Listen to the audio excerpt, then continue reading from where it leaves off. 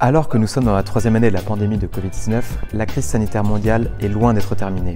Si la situation s'est améliorée en Europe grâce à la vaccination, des centaines de millions de personnes dans le monde restent durement frappées par les conséquences sanitaires, économiques et sociales de cette crise. Ces personnes, ce sont avant tout les plus vulnérables dans les pays dits du Sud, qui continuent de tomber malades et de perdre leurs revenus, comme nous le rapportent nos partenaires internationaux, particulièrement en Afrique.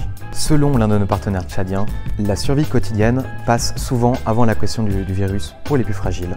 La conséquence est ainsi une augmentation massive de l'extrême pauvreté dans le monde, en l'absence de filets de protection sociale, comme en France par exemple. Disponibles depuis 1 an et demi maintenant, les vaccins sont, à ce jour, les principaux éléments de défense collective contre le virus et ses formes graves. À ce titre, ils sont l'une des clés de sortie de cette crise qui doit bénéficier à tous. Pourtant, leur répartition mondiale est très loin d'être juste. Seulement 13% des habitants des pays les plus pauvres ont reçu 2 doses de vaccin, tandis que près de 3 milliards de personnes attendent toujours de pouvoir accéder ne serait-ce qu'à une seule dose de vaccin, soit 1 habitant sur 3 dans le monde.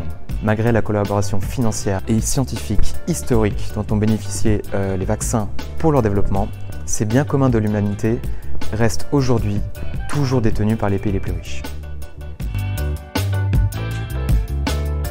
Dans notre monde interconnecté, la solidarité internationale pour l'accès au vaccin n'est pas une option, mais bien l'unique voie de sortie de cette pandémie, qui ne pourra se résoudre qu'à l'échelle globale et de façon collective.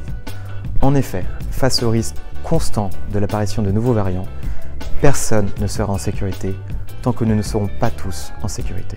Ainsi, au vu du caractère inédit et dramatique de la pandémie, l'une des solutions cruciales portées par le Secours catholique avec ses partenaires est la levée des brevets entourant les vaccins et les soins contre le Covid-19 cette année à l'Organisation mondiale du commerce. Cette mesure autoriserait en effet un nombre élargi de pays, et particulièrement des pays en développement, à produire à leur tour les vaccins et les soins nécessaires pour protéger leur population dans les meilleurs délais.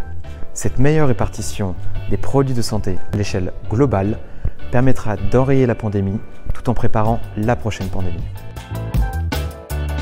Si 2021 était l'année de l'égoïsme vaccinal, notre espoir au Secours catholique est que 2022 soit l'année de la redistribution mondiale pour protéger les plus pauvres qui souffrent le plus et enfin mettre un terme à cette pandémie qui n'a que trop duré.